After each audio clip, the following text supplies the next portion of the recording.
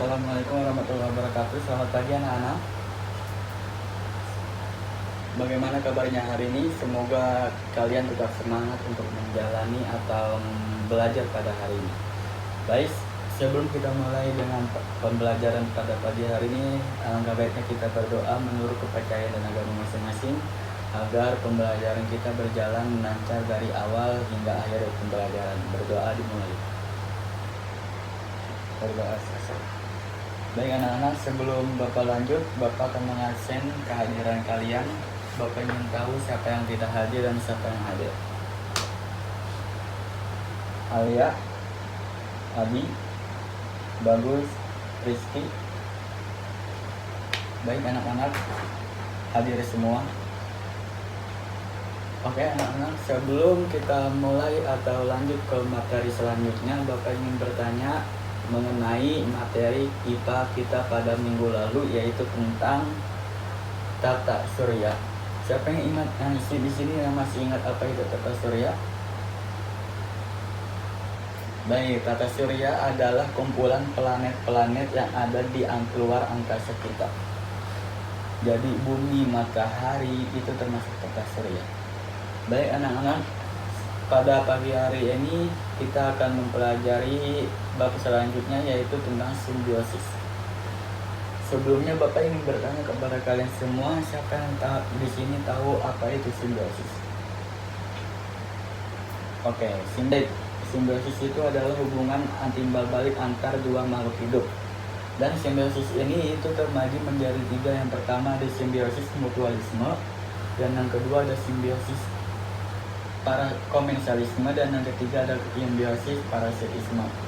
Apa sih itu simbiosis mutualisme? Simbiosis mutualisme adalah simbiosis hubungan antar makhluk hidup lain, yaitu satunya untung dan satunya lagi untung. Jadi dia sama-sama mendapatkan keuntungan. Dan yang kedua yaitu ada simbiosis komensalisme, yaitu hubungan antara makhluk hidup yang satu untung dan yang satu tidak dapat untung atau tidak merugikan. Dan yang ketiga yaitu ada simbiosis parasitisme, yaitu hubungan antara makhluk hidup yang satu untung dan yang satunya lagi tidak diuntungkan atau dia rugi. Contoh dari simbiosis mutualisme yaitu adalah lebah dan bunga. Kenapa Bapak bilang lebah dan bunga itu termasuk simbiosis mutualisme? Karena lebah itu menghisap nektar dari bunga, sementara bunga membantu penyerbukan dari lebah tersebut. Dan disitulah disebut simbiosis mutualisme, karena lebah untung dan bunga itu juga mendapatkan untung. Dan yang kedua contoh dari simbiosis komensalisme yaitu anggrek di pohon mangga. Kenapa Bapak bilang anggrek di pohon mangga itu simbiosis komensalisme? Karena anggrek itu mendapatkan keuntungan bisa tinggal di pohon mangga, sementara pohon mangga itu tidak dapat rugi atau tidak dapat untung juga. Contoh yang kedua yaitu adalah ikan hiu dan ikan kecil lainnya. Kenapa Bapak bilang ikan hiu dan ikan kecil itu mendapatkan komensalisme? Ikan kecil itu mendapatkan keuntungan, dia bisa makan sisa-sisa makanan dari ikan hiu tersebut. Dan sementara ikan hiu tidak mendapatkan untung atau tidak rugi juga.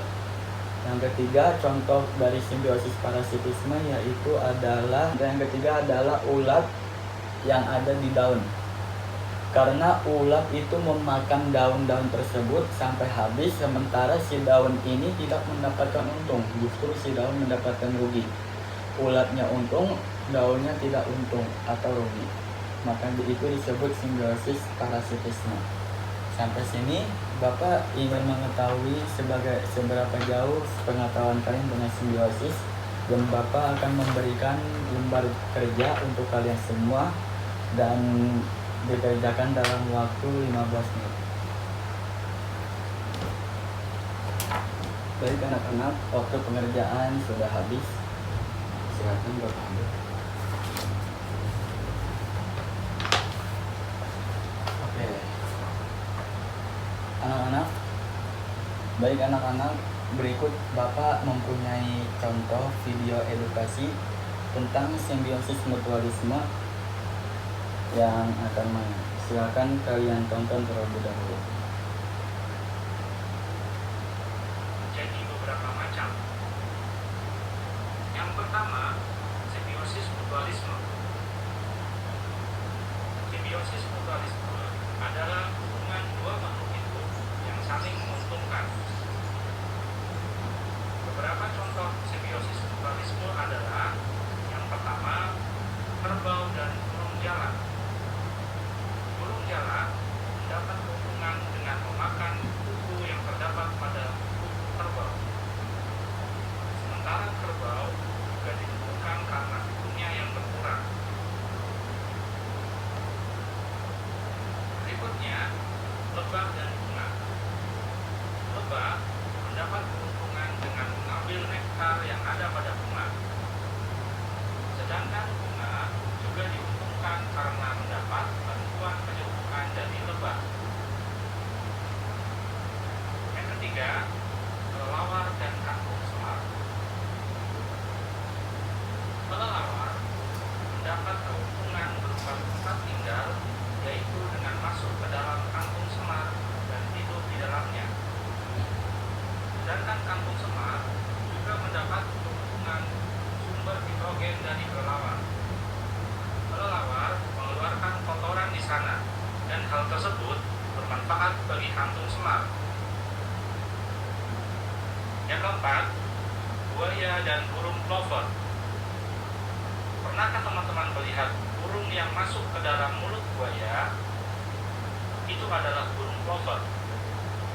Burung plover mendapat keuntungan dengan memakan sisa-sisa makanan yang ada pada mulut buaya. Tidak hanya itu, burung plover juga sering mematuk serangga yang berada di punggung buaya. Sedangkan buaya juga diuntungkan dengan mulut dan punggungnya yang bersih. Simbiosis yang kedua adalah simbiosis komensalisme. Simbiosis komensalisme adalah hubungan dua makhluk hidup yang satu mendapat untung, tetapi yang lainnya tidak diuntungkan dan tidak dirugikan. Contoh yang pertama, ikan hiu dan ikan remora. Ikan kecil remora yang berenang dekat dengan ikan hiu mendapat keuntungan dari sisa-sisa makanan dan perlindungan dari ikan hiu. Sementara ikan hiu tidak dirugikan dan juga tidak diuntungkan dengan kehadiran ikan remora.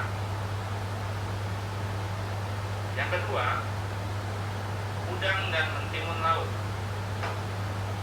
Udang memiliki kebiasaan menempel pada mentimun laut, dan udang mendapat keuntungan berupa sisa-sisa makanan darinya. Namun demikian, keberadaan udang tidak membuat mentimun laut merasa diuntungkan atau dirugikan. Contoh yang ketiga, anggrek dan tanaman inangnya. Dalam interaksi antara anggrek dan inangnya, misalnya pohon mangga, anggrek akan mendapatkan keuntungan karena memiliki tempat untuk tumbuh, paparan sinar matahari, serta zat yang dibutuhkan dalam fotosintesis. Sementara itu, pohon mangga tidak dirugikan dan tidak diuntungkan dengan adanya anggrek. Contoh yang keempat, ikan badut dan yang lain mengalami kerugian. Simbiosis parasitisme adalah hubungan dua makhluk hidup yang satu mendapat untung dan yang lain mengalami kerugian. Contoh yang pertama adalah ulat dan tanaman jeruk. Ulat daun diuntungkan dengan memakan daun jeruk, sedangkan tanaman jeruk dirugikan karena proses fotosintesis tanaman jeruk terganggu. Baik anak-anak, dari video tersebut sudah jelas bahwa simbiosis itu terbagi menjadi 3, yaitu simbiosis mutualisme, simbiosis komensalisme, dan simbiosis parasitisme. Bapak akan menjelaskan lagi kepada kalian semua, yaitu yang pertama simbiosis mutualisme, yaitu hubungan antar makhluk hidup satu jenis dan satu jenis lainnya, yang satu untung dan makhluk hidup lainnya yaitu untung juga. Dan yang kedua yaitu ada simbiosis komensalisme, hubungan antara makhluk hidup yang satu untung dan yang satu tidak dirugikan atau tidak mendapatkan untung.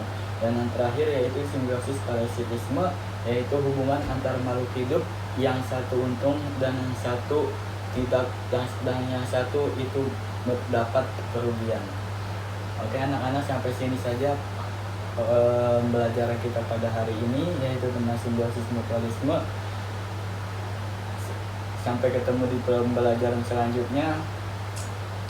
Kurang lebihnya mohon maaf. Wassalamualaikum warahmatullahi wabarakatuh.